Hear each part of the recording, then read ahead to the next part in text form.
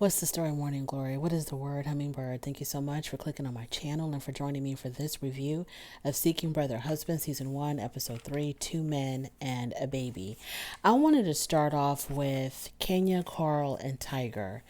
So, someone had said in my comments, and forgive me for not remembering your name, but someone in my comments had said that Kenya and Carl were on a show, a talk show, or a show that was centered around polygamy, or they were on a talk show talking about the polygamous or polyandrous lifestyle.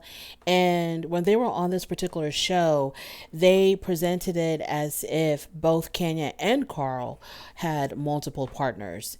And that could explain why Carl is sort of like chilling. He's not really stressed out about what the hell Kenya's doing and who she's doing it with, because he probably has his own distractions, his own extracurricular activities. Because Carl doesn't seem to be too wrapped up in Kenya. He's more concerned about making sure that Tiger's okay than he is about making sure that Kenya's okay. So, if that's true, then it seems like, I'm beginning to understand Carl a little bit more and why he's just sort of really blasé about Kenya and all of her antics. So the episode starts out with Tiger bringing up having this ceremony because he wants to marry Kenya. Not a legal wedding or legal marriage, but he wants to have a ceremony to commiserate their union. So he wants to do something very official to solidify what they have going on. And Kenya had already told him that if we cannot get all families involved to support us in this and to attend this ceremony, this commitment ceremony, I ain't interested. So when she says all families, she means her family, Carl's family, Tiger's family. Literally all families have to participate and be in agreement and be supportive. So Tiger tells her that he talked to his mom. He told his mom about, the commitment ceremony, wanting to marry Kenya, and his mom was not about it. She wasn't about it at all. She didn't agree. She wasn't going to support this. So Kenya says that she wants to be accepted as a daughter-in-law. If she's going to have a commitment ceremony, just like the way you would have a regular wedding where everybody shows up and everybody's supportive, that's what she wants as well with this. So if his mom doesn't want to participate, then Kenya said that she does not want to have a commitment ceremony. Carl tells Kenya that some people need time to accept this lifestyle, so that she should probably go ahead with the commitment ceremony, and eventually the people who don't agree now, once they see that this is nothing salacious, it's nothing weird, and it's just people loving one another, maybe after a while they'll come around and they'll begin to accept it more. So kind of like, just go ahead and do the damn commitment ceremony, and eventually everybody's going to come around. Carl really does act like a mediator between Tiger and Kenya, and he wants to see his boy happy, because if Tiger's happy, maybe then Kenya's happy, and if Kenya's happy, Kenya won't be bothering him. Moving on. So Kenya then brings up her ex David. So David was the first boyfriend that Kenya had while she was deep in her marriage with Carl. And so I guess when they began experiencing this polyamorous, polygamous, polyandrous, whatever you want to call this, whenever they began experimenting with this lifestyle, her very first boyfriend was David. David has contacted Kenya, I think through social media, and he says that he wants to see her again. Now, Tiger, of course, is stressed the hell out, because before, Kenya wanting a third husband was very theoretical. Now it has become very realistic, because now we have an actual potential out there by the name of David. So Tiger says that if David comes back in here, are you going to fall out of love with me? And like I've been saying since day one, Tiger is really struggling with second husband syndrome, which is, where do I fit in when husband number 3 shows up? Because husband number 1 is set. Husband number 1 is the legal husband. He has his marriage license to protect him. He was there first. He's been with her the longest. They may have children together. He is set. Husband number two was fun for a while. Now she wants to move on to husband number three. So husband number two is like, I don't have the commitment. I don't have the legality in the form of a marriage license. We haven't been together as long as she's been with husband number one. We don't have any children together. So what is she going to need me for? Because I can't, satisfy her, in the bedroom because she's looking for somebody else. So what is she going to need me for? So they get really antsy. Husband number two, they get very antsy. So Tiger says he gets the feeling that Tiger's feeling knowing that Kenya and David may still, so he's worried that they may still have this very strong attraction to one another, because if they do, then he's definitely out, because Kenya has already said that when she's made up her mind about who she wants for her third husband, she definitely wants Tiger out of her bedroom. So Carl, Kenya doesn't want commitment ceremony, looking forward to seeing David. Where does this leave Tiger? Okay, so Carl sees that how Kenya is slowly pushing Tiger out of the frame. She doesn't want the commitment ceremony, which Tiger desperately wants. She's bringing up all these excuses about, family doesn't support us, so I don't want to do it. She is looking forward to seeing David, an ex-boyfriend of hers. She's very excited about seeing him. And so Carl is kind of worried about David Carl is kind of worried about Tiger until David shows up. If Kenya gets bored with Tiger, then Carl is going to have to, step up to the plate in some way until David shows up. That's just my opinion. Anyways, moving on. So we see Kenya, she's working out with her trainer, and she's telling her trainer that she's okay with marrying Tiger as long as all the families are involved, because without the family supporting this whole union, she's like, we're doing exactly what we've always been doing, which is living together. So what's the point of having a commitment ceremony if we're just going to go on the way we've always been going on? She doesn't see the point of it. To her, having the ceremony would mean something if the families were involved and they were there to support, blah, blah, blah, like I've said before. But if the families are not going to be there, she's like, what's the point of just me and him? Nobody else is around us. It's just me and him exchanging words. The words really have no backing by the law. So what is the damn point? What's the point? At least if the families are there, it can be this beautiful event, take beautiful photos, feel the love of our family members. But if it's just the two of us, it's just like any old day. It doesn't really mean anything to me. So then she tells her trainer that she is still out there looking for yet another partner. And the trainer doesn't understand this lifestyle at all. He doesn't get it. So he doesn't understand, like, okay, she has a husband, she has a boyfriend. What the hell else does she want? Well, the same thing when a man has multiple girlfriends. It's the same damn thing. So the trainer is like, why do you need to have a third husband or a third partner? Why do you need that? And Kenya says, fresh attention. She goes, it's fresh attention. Someone else to admire me, someone else to tell me how beautiful I am, someone else to desire me, to want me. It's fresh attention. And so she says it's like a new relationship energy. So, and then she says that the planet is big, the world is big, and I want to experience as many people as possible. Well, girl, you're going to have to consider getting a very much bigger house. Kenya's excited about David returning. She says that her and Tiger are no longer as intimate as they once were. I'm not exactly sure why. I have a feeling that she's beginning to probably pull back from Tiger. And she's hoping that David can deliver what Tiger cannot. And on top of all of this, she wants all of her men to get along. That's what kills me, is that these women want these husbands to get along like best friends, when men, I think, and I could be wrong, I'm not saying this is a scientific fact, but this is just my personal opinion. Men are very territorial, and it's amazing that the first two husbands even get along. In Kenya's case, also in Kim's case, the first two husbands, they struggle in the beginning. Okay, they definitely struggled in the beginning. There were some growing pains. There were some bumps in the road in the beginning, but eventually The first two husbands started getting along great because husband number one got a break. Husband number two was putting in the overtime, and everybody was getting along happily. Now,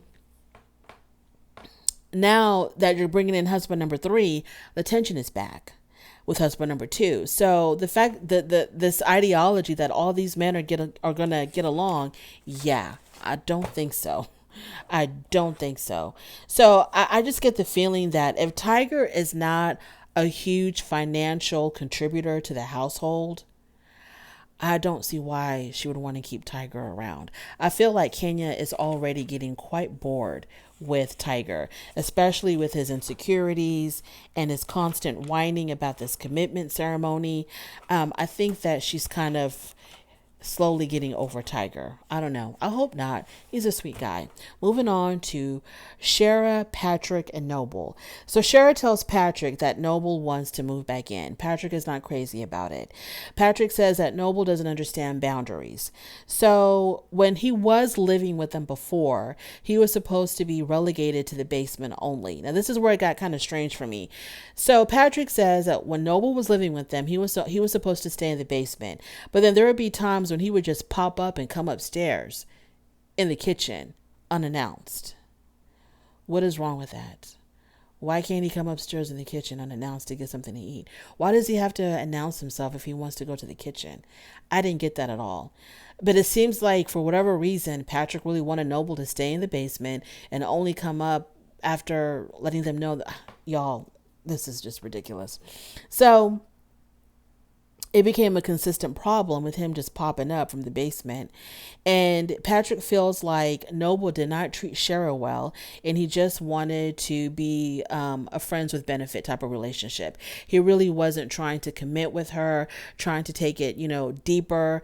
It was just for him, he was just having a good time. Now, one thing that I do realize that I've kind of seen on the show is that when the women are looking for another partner, especially like when they're putting out dating apps and it's just them wanting to meet this other partner one-on-one, the person that they're dating or that could be a potential partner is excited about, oh, she's married. This is exciting. And they just are interested just for sex purposes. That's it. They think it's exciting to be with a woman who has a husband. But they're not really thinking about, she actually wants me to be her boyfriend, or she actually wants me to be, her second husband, and to have to do the things that husbands do. And it's just not going to be fun and games. And we're just going to be frolicking around in the bed, all day and all night while the husband is, going to work full time. It's not like that. She's expecting a full blown partner to contribute to the household financially, to do chores. Shara has a honey-do list. So it's not just for fun. And it seems like Noble thought it was going to be exciting to live with a woman who's already married. He probably just kind of saw himself as, I'm going to be her sex slave. I'm going to be her sex toy. And that's all I'm going to be needed for. And Shara was looking for a deeper connection. She wanted like a commitment from him, which he wasn't willing to give. So Shara says that Noble wanted friends with benefits. And Shara doesn't want to lose Noble, but she just needs to see him change. So then next time that we see them, Patrick is outside and he's knocking out Shara's honey-do list. She wanted them to wash the cars. He's out there washing the cars.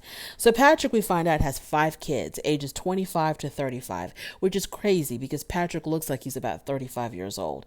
So he has 5 children, 3 from an ex-wife and 2 from outside relationships. Shara was asking Patrick while he was washing the cars, how are the kids doing? And he tells him, oh, the kids are fine. So then she talks about how she wants to have her own child. And Shara's already in her 40s, right? She wants to have her own child. And Patrick was actually surprised. He was like, okay, we've been in this for 10 years. Now, all of a sudden, you want to have a kid? And Shara says that as she's getting older, she's seeing that her younger friends who are like in their 20s and 30s, are struggling with fertility. And she's already in her 40s. And so she feels like she's on a time crunch now because, if people younger than her are struggling to get pregnant, what does that say about her own fertility? So she wants to get started with that. Now, at around this time, Patrick says he don't want no more kids. He is done with that. He does not want any more children. I wonder if he said he wasn't. I think he just doesn't want them. Not that he's not able to have them. I think he just doesn't want them. I thought maybe he had a vasectomy or something, but he just doesn't want any more children. So around this time, your boy Noble shows up, and Patrick wasted no time telling Noble that Shara and him were having a discussion, and Shara wants to have a child. And Noble was like, okay, it's not going to be from me. And it's because both Noble and Shara both carry the sickle cell trait. So they themselves cannot have a child together because of the very high probability that that child will end up having sickle cell. So she has to be on the hunt for a third partner. So then we see her go out on a date with a guy named DeAndre. Easy on the eyes. They went salsa dancing or salsa, they took salsa dance lessons. That was a fun scene. They had a good time with that. And then when they sat down to have, when they first met, by the way, before they started the lessons, when they first met, she mentioned to him that her and her husband go to that particular facility all the time. So DeAndre was like, did she just say husband? So they do the lessons. After the lessons, they sit down, they're having drinks. And he was like, so can I know a little bit more about your situation?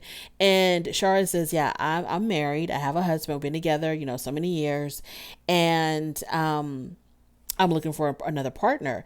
So DeAndre, he's down with it. He's like, oh, okay, this is going to be a lot of fun. Like I said, when they're out there dating and they tell these guys that, I'm looking for a mate or a partner and I'm already married, they think, oh, okay, I'm going to be, she's only going to want to call me up, or she's only going to want to use me when she needs to use me. But no, she's looking for an actual boyfriend and the father of her child. So she says that this is what she told him. She said that she's been married, but after a while they struggled with in the intimacy department. So that's the reason why she began to have outside partners. And I'm thinking to myself, once again, they're bringing up some type of issue with them being intimate. What is the problem? She's still willing. She's still it seems like she's still sexually active. But she's not sexually active with him, but she is sexually active with others. So the problem must be with him, with Patrick. What is the problem? They haven't actually said exactly why these two people, things slow down in the bedroom. They never really haven't mentioned exactly why. I don't know. Maybe they did with that, but I missed it. So DeAndre says that he's cool with polyandry. He's cool with it. He is down with it. So then she tells him that she's not just dating. She's dating with a purpose. And her purpose is to have a child. And DeAndre was like, oh, okay. It's like that, huh? So he respectfully bows out of the situation. He says that no, he is not ready for that. He does not want to do that. He was just trying to have a good time and a fun time. He's not here for all that daddy stuff. Moving on to Kim, Dustin, and Vincent. So Kim and Dustin, just to kind of recap, Kim and Dustin, her first husband, they've been together 11 years. Kim and her boyfriend Vincent have been together 1 year. Vincent never lived with them. I thought that he lived with them for a time, but then moved out. But he never lived with Kim and Dustin. So Kim meets up with one of her friends who's also into polyandry. And she tells her friend how Vincent is struggling with her meeting someone else. And the friend wants Vincent to allow Kim to be herself and to not stifle her and to allow her to grow in her polyandry lifestyle. So the friend invites Kim and both of her husbands to a party that she's going to be having so that Kim can, mingle and hopefully meet someone. So at the friend's party, both Kim, Dustin, and Vincent attend. And in the beginning, it seemed like Vincent was kind of catching a vibe. We see him mingling with other guests. He was talking to a particular female. I don't know if there was a connection there. And so Dustin, he's watching his wife mingle with other men, flirt with other men. And he says he's cool with it because he does not want to limit Kim. He wants to see Kim express herself. And I'm wondering if this is really how, does he really truly believe this? Or does he really truly believe that, hey, it's okay for me to watch my wife, my legal wife, mingle with other men, do whatever with other men. And plus, Kim and Vincent were getting down in the home that Kim shares with Dustin. So, he allowed all of that. It was cool with him. Does he really allow all of this because he truly wants to see his wife grow? Or did she brainwash this man into making him believe, hey, I want to be with other men, and this is how I need to express myself. Because I know for sure, one thing's for certain, and two things for sure, that if any average wife told her average husband, I need to express myself, so I need to see other men, and you're going to have to accept that, it's not going to go over well. Like, how in the world do you convince your husband that you want to see other men and he's not even seeing other women? That's what I'm trying to understand. And then it's to the point now where he's like, yes, love, go date, go mingle, go flirt, because I don't want to stifle you. I don't want to limit you. I want to see you grow, and I want to see you express. How does a man get to that point? So they're at the friend's party, and usually Kim would so she's having a conversation with one of the guests, another female, and she tells the female that she's polyandry. And so the friend, or this guest, she was like, oh really, like, so how do you, like, if you want to be intimate with your boyfriend, like, where do y'all go? What do y'all do? Do y'all just get a hotel? And she said, well, with the boyfriend that I have now, referring to Vincent, she said, sometimes he doesn't live with us. So sometimes, we'll go to his place, and sometimes we'll come to my place. And then she kind of like stopped herself, because then she said, it's just whatever's convenient. So when she said that, it seems like she didn't want to go too deep into it.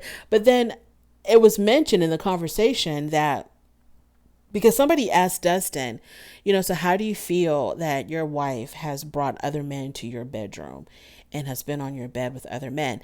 And Dustin said, her first husband, he said, that he struggles with that. He struggles with that. And that's the reason why I think Kim didn't want to go into too much detail on where does she go with her partners when they want to be intimate, because sometimes it's in her home, in her marital bed, and she knows that her husband struggles with that. But I don't know where she found this guy, Dustin, where he is just so cool with everything. He might be bothered by the fact that she's bringing other men into his bed, but he lets her do it. So Dustin's so Dustin did find, so Kim made, so at this party, she makes the connection with another guy, and Kim like has no type, because Dustin looks completely different from Vincent for obvious reasons, and they both look completely different from the guy that she was flirting with. So there's a guy there that she met, it seemed like they're making a connection, and completely different from, as far as the looks go, a decent looking guy, a handsome man, but look completely different from Dustin and Vincent. So they're flirting with one another, they're talking, they're touchy-feely with one another, and it's right in front of Vincent, because he's not too far away from them. And so she's like throwing herself on this other man right in front of Vincent. And Vincent, you can see that he's obviously, uncomfortable. So he gets up and he walks away. So Vincent didn't like how Kim really didn't check on him. He says usually when he's uncomfortable and he's too much in his head, I guess when they're like at a social setting, Kim will go check on him and make sure that he's okay and try to get him out of his head. But this time she didn't do it. She didn't bother with him. But then on the flip side, Kim says that Vincent was very standoffish at this particular party. He was very distant. He really didn't connect with her. So she really didn't bother with him. So I don't know if this is the beginning of the end, but like I said, Vincent is really struggling, husband number 2 syndrome. He doesn't know where he fits in anymore. And Dustin is trying to explain to him that, just go with the flow. You're going to get used to it. It gets better. It gets better. This is something, the kind of advice that you would give to someone who is who's given up on life, or given up on pursuing their dreams, or given up on something. You want them to hang in there, stick it out, because it will get better. But this is the advice that you're giving to your wife's boyfriend, encouraging him to stay with your wife and to not break up with your wife. Moving on to Alyssa and Mike.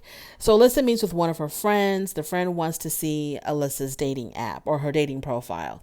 And so she shows her dating profile to her friend. And one of the pictures that she has on her dating profile is a wedding photo of her and Mike. And I thought that was kind of weird, but obviously she does tell these men that she's married. Okay. That's on her dating profile from the get-go, that she's a married woman looking for a boyfriend. But like, girl, why are you putting up your wedding picture? Your wedding is sacred, and you're putting it up on some cheap dating app.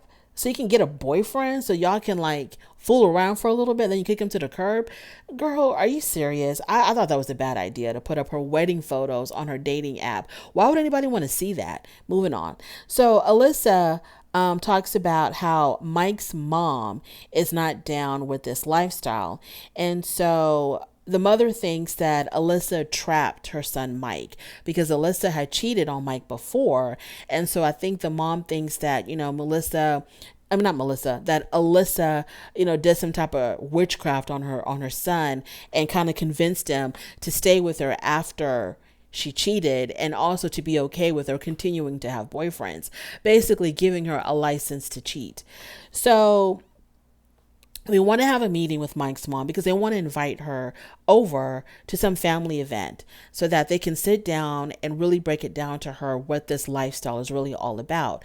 So they FaceTime the mother and they tell her, we want you to come over, blah, blah, blah, because we really want you to have a conversation with us so that you can really understand, what we're doing and what this is all about. So the mom was like, oh, I'm definitely interested in y'all explaining to me what the hell is going on over there because I have plenty of questions. So they really want the mom to understand that this is mutual. This is not all Alyssa's doing, that Mike is participating this as well, participating as far as allowing her to do this. Like, he's okay with it. He's cool with it. So he needs his mom to understand that Alyssa is not forcing him to do anything.